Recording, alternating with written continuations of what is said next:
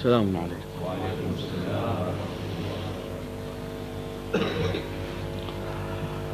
I was talking last night about certain masail which belong to namaz and about najasat and taharat. Now, those clothes which are being given for dry cleaning,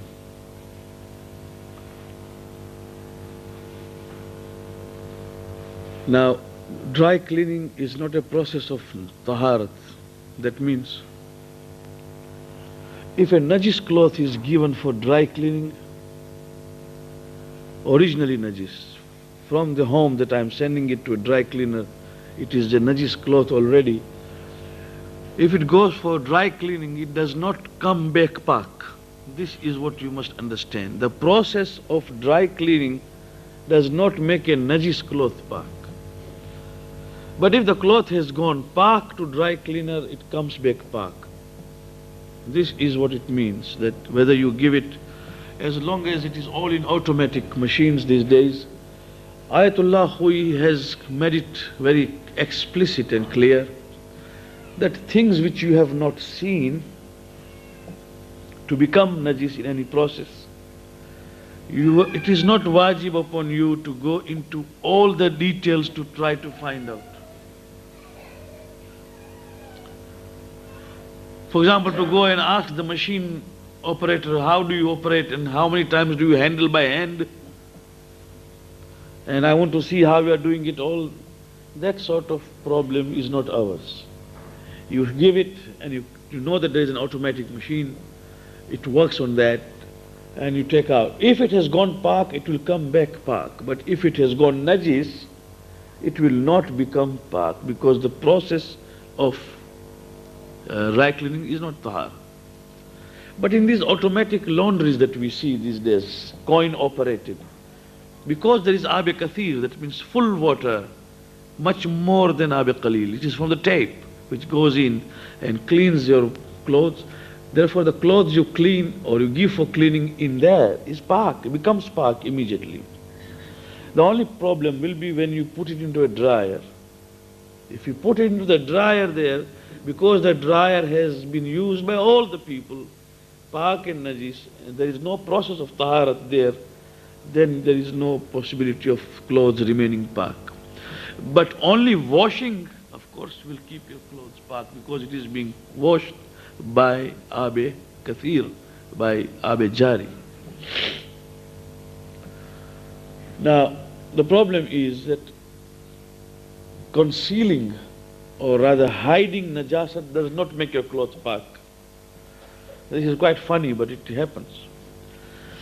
In rain, when people find that the edges of their pants have become najis, they very conveniently fold it up and hide it from God. Now, because he does not see, therefore it is pak. But upturns like this does not make cloth pak. Assalamu alaikum. Salam. You have got to be careful. On the contrary, the more you fold it, the more it goes on becoming najis. So you have got to see that it is made pak, if it has become najis. But hiding anything does not make it pak. Either remove that or make it pak, and making it pak is very simple. In any case, the taharat itself for salat and for namaz is very important, and that is taharat which is zahir. Taharat of inside is something else. So zahir is also absolutely necessary. This I am explaining only because I find that many questions arise out of this. Some questions are such which I would not even like to deal with, but I have to. For example, people ask, what do you think about aftershave? Now, since there is a question of shaving there, but I am answering on with the niyat of people who use aftershave who have beard. Because even there you have got to trim and then you use aftershave. Well, according to Ayatollah Al-Hui, industrial spirit which is being used in such preparations like varnishes, like paints, like the aftershave lotions, and all those in which industrial spirit is being used, that is all pak and is not najis, including the perfumes which have preservatives or which have a certain percentage of alcohol to see that the fragrance or the smell sticks and does not go out. That is all pak according to Ayatullah al-Khui. Industrial spirit, those which are that which is being used in preparations of medicine, all these things according to him are pak.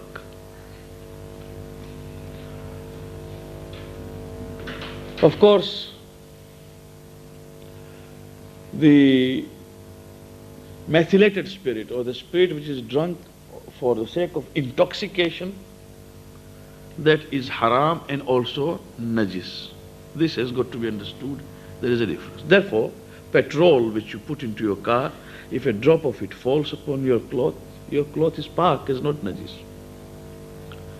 Another thing which has come to my attention is about mas'ala of tabi'iyat. Many people, men and women, are still in doubt, so let me clarify it as it goes with najasat and tahara. When you wash the dead body there, ghusl mayyit, after having washed, the takhta or the plank of wood or whatever upon which the body is laid becomes automatically pak.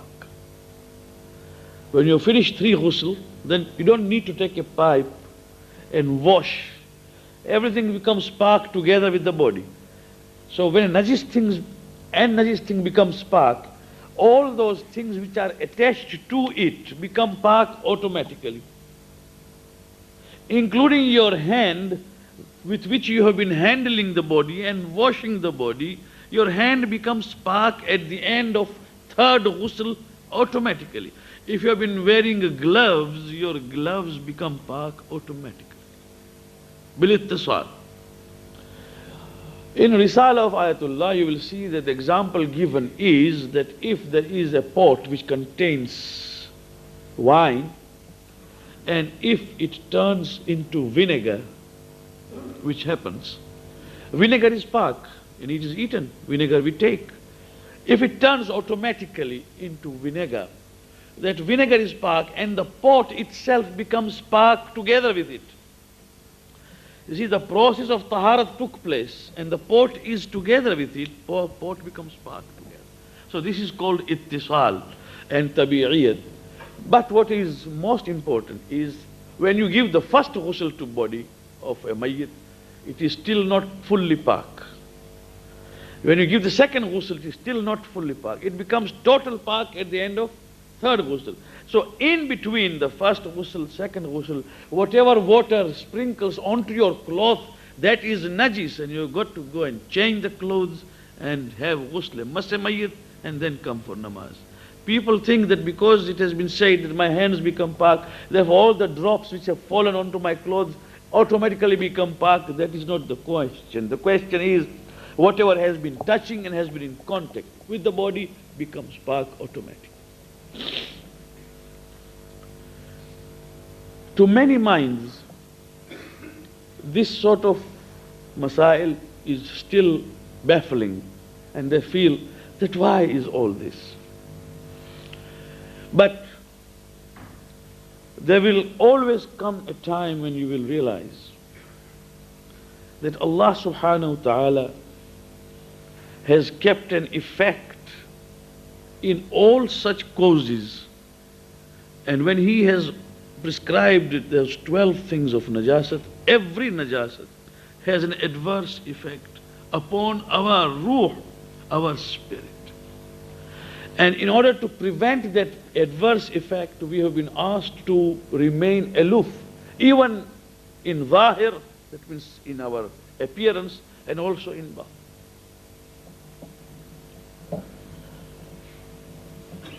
It is for this reason that the Prophet repeatedly said, keep in wudu. Always keep yourself in wudu. Even if you don't come for namaz, you are going out for house, keep yourself. And if janabat has become wajib, ghusl, or even hayd and nifas and istihada, do not come out of the house till you have performed ghusl. Or if the time of ghusl is still not there, for example, a lady is in hayd and the hayd is still continuous, then don't come out of the house without wudu. And if you cannot do wudu, do tayammum. But do not come out of the house while ghusl is still upon you. And then he said, if anything wrong happens to you because of that incumbency, that because there is a ghusl janabat and you did not do, blame yourself. Blame yourself for the nuhusat that may occur. Entering your own business with janabat still upon you, your own business, your own shop, you're entering into a shop with janabat ghusl not performed. You're going to a place of work, sitting in your car with janabat ghusl not performed. The nuhusat and that particular curse which follows it is your own accusation, your own, to be for your own responsibility. That's what the Prophet said. Including what we say, some extra spiritual powers adversely affecting our minds, like jinnat and shayateen, where they really exist, they cause problem for you if you do not make a ghusl and if you don't come out of it. This is what, regardless of whether one believes it or not, in my life of these 55 years, I have seen people who said nothing of that sort exists, have come back to say, Mullah Sahab, now we have seen it and please try to help us out.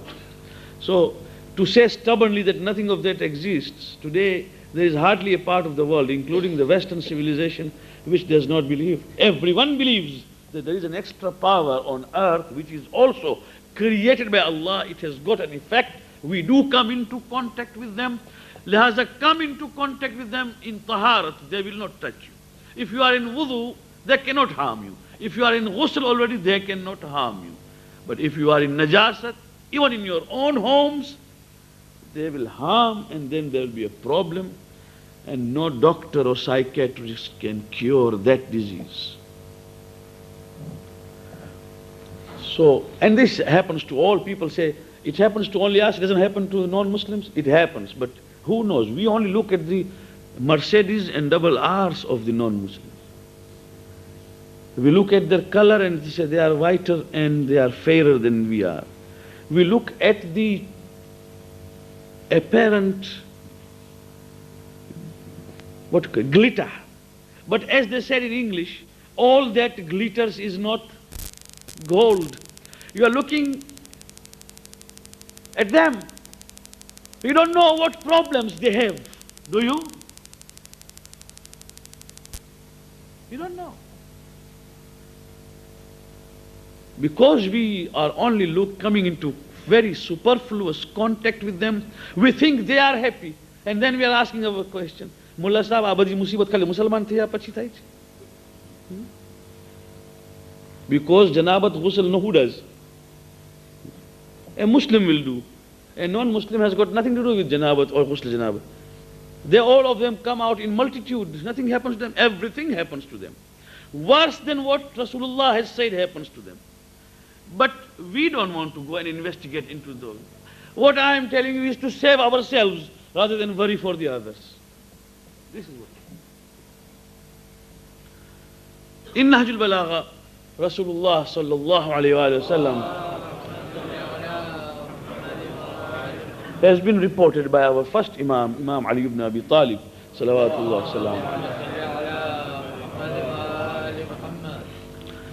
said, when the ayah came, أَحَسِبَ النَّاسُ أَن يُتْرَكُوا أَن يَقُولُوا آمَنَّا وَهُمْ لَا يُفْتَنُونَ. That is the ayah of Surah Al-Ankabut. Do people consider that they will be left without being tested? There will be no examination for them. There will be no trial and tribulation in life. They think they will be left simply because they say we believe, and therefore they will be allowed to go the way they like. Everyone will be tested. Faith is a matter when you are tested. How much? So Imam says, I went to the Prophet and said, Ya Rasulullah, I know one thing, that as long as you are among us, alive on this earth, there will be no test, because you are yourself our Prophet. Either we believe in you or they don't believe in you. But if they believe in you, then there is always a test. But what test is going to come after you? And the Prophet said, Ya Ali, there will come a time when people will do sins and commit sins and then justify it by changing the name of it. They will pay and they will give interest and accrue interest in the name of business. They will start drinking in the name of tonic. Yes. They will start gambling in the name of windfall of cash and good luck. Bakhta nasib. They will start all sorts of evil in the name of good, under the guise of good. And when that time will come, Ya Ali, it will be a test for every mu'min. When the commands of Allah subhanahu wa ta'ala will be asked and will be probed into and say, why? That will be the time. He tells us for taharat, we say why. He tells us that refrain from najasat, we ask why. As if human mind were able to understand everything. There are things which human mind will understand when nature unfolds its secret later on. So many things we never understood, today we understand. But it's not necessary. When Allah has told you, when Rasulullah has told you, do this, Quran tells you, do this, Hadith tells you, do it is for your own good. When that feeling will vanish that there is no sin, and people sitting to preach will stop preaching. Allahu Akbar, the Prophet said. And this preaching is not confined to mimbar alone. Preaching means father preaches to children will stop. Husband and wife preaching to each other, not reading majlis. When I say preaching, does not mean that wife starts reading majlis over the head of the husband. What I mean is when they will stop telling each other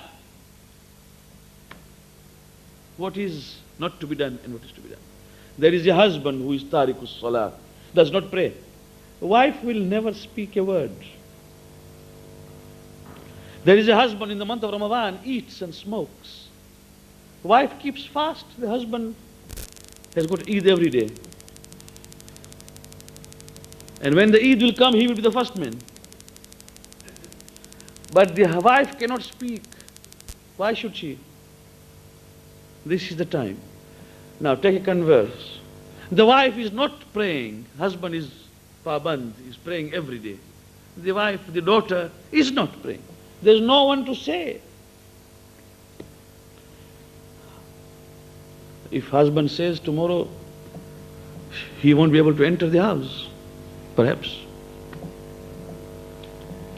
So in these cases where preaching will stop, and when the children will not be told anything, and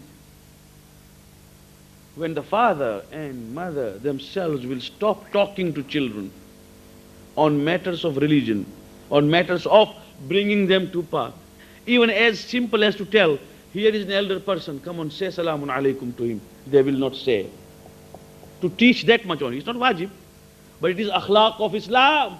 Here is an elderly person, say salamun alaikum to him, they will not teach their children even the ethics of Islam. When that will come, O Ali ibn Abi Talib, that will be the time of severe test for every Muslim.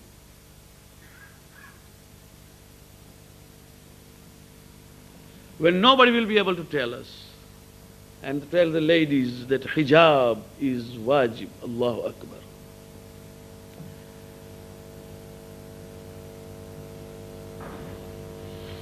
We invite so many people who come to see us here, and we think that they are impressed by our chandeliers and our imambara and our food. We are mistaken. Among the people who come here are ulama, but because this country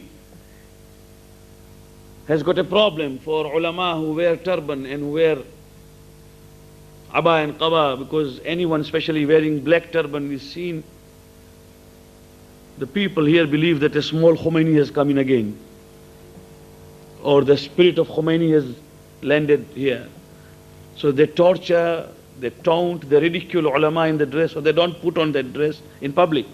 But here many ulama come even without the dress of an alim, without turban, without abaqaba. They come here, we consider that they are one among many. They are all special people when they come. And repeatedly what they have told me is, Mullah, there is no answer to the organization you have.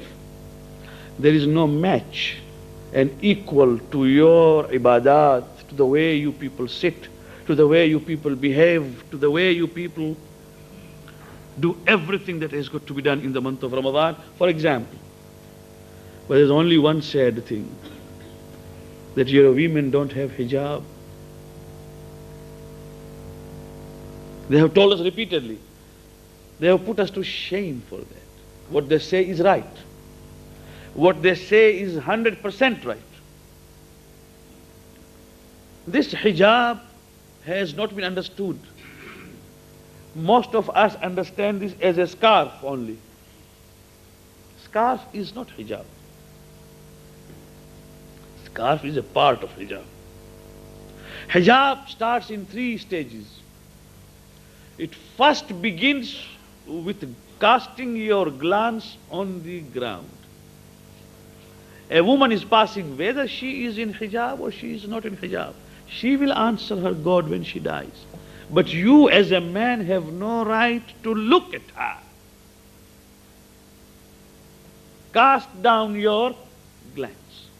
Look down. Let her pass. She is somebody's wife. She is somebody's mother. She is somebody's sister. She is somebody's daughter. She deserves that ihtiram, that you don't look at her unless she is a mahram. If she is your daughter, your say daughter-in-law, or something else, your mother. And similarly for the ladies, when they see men who are now mahram, they cast down their glance and go, move out. This is the first beginning, first step towards.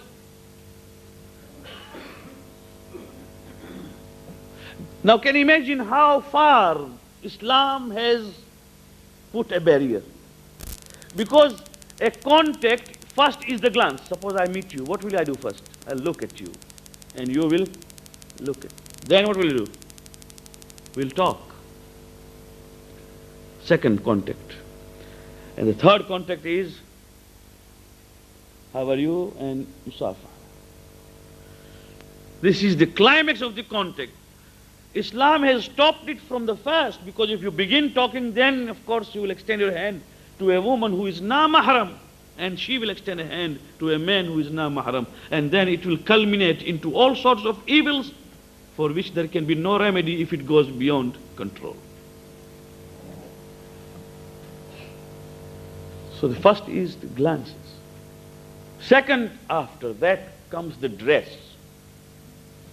And in the dress is that scarf that they wear, in which hair must be concealed. And the dress has got to be loose enough to fall straight upon their front part of the body, so that the shape of the body of a woman is not seen. Either if they have worn inside a dress, outside there is a chadar which falls loosely, so that the shape of the body is not seen. Is no use coming out with tight kurta pajama and having scarf overhead. No, it's just no meaning. This is what is not understood. The third thing is, after this, the isolation of mahram and nahmar. No free mixing is allowed. Many people think once hijab is there, therefore we can sit in the meeting together and have our meetings together, or we can have our get together together. We cannot. After the hijab, there has got to be also a segregation. Suppose there is a meeting. They will sit behind, males will sit outside, up. Namaz Jamaat, we put a parda in between. The ladies are there, the gents are there, or there is another hall. But it's not, even in madrasa, the teachers, ladies and gents, freely mixing is haram unless it is absolutely necessary. Those teachers who teach and they come and go without any reason, having tea together, is haram. Not jais. Who told you that it is jais?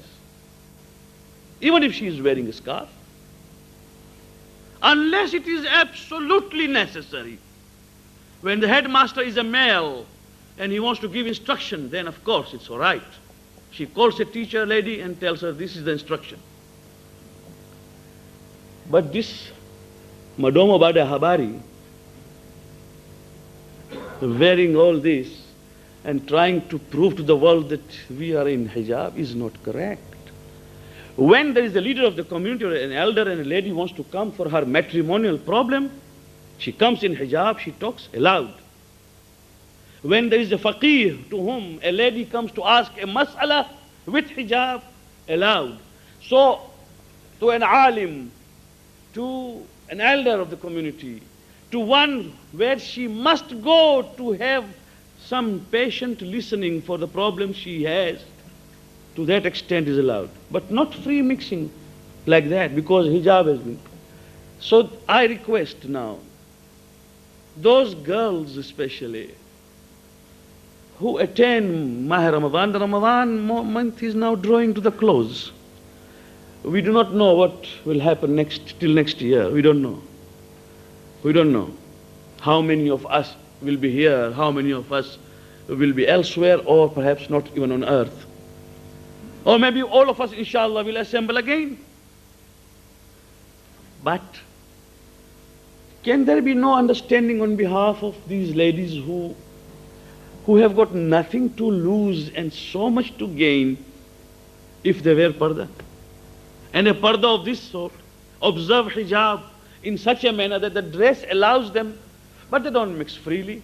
And they come to this place as sacred as Imam Bada or a mosque for a sacred purpose of dua, and they come as if they have come to a cinema house with hair showing and with dress tight,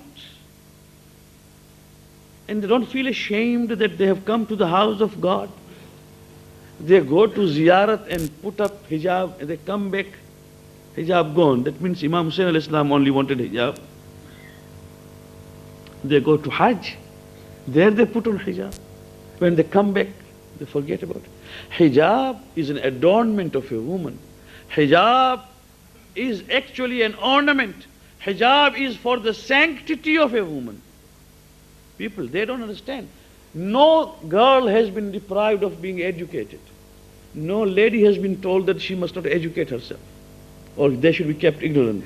We say that they will be taught whatever should be taught, but they will be taught with grace and honor.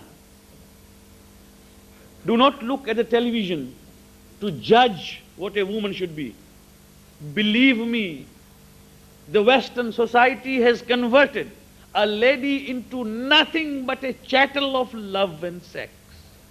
I have got to say this from the mimbar because many have argued. I say, look at what they have done. Have they promoted her status or have they demoted her? And Islam says, no, this is not the way.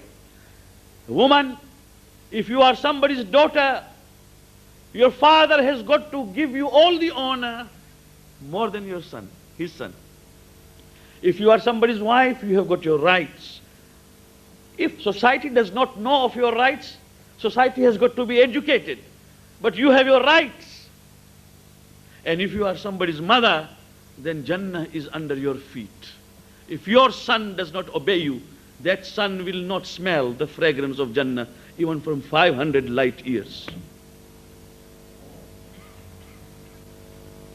What more than that do you want? May Allah grant us tawfiq to understand. Wassalamu alaikum wa rahmatullahi wa barakatuh.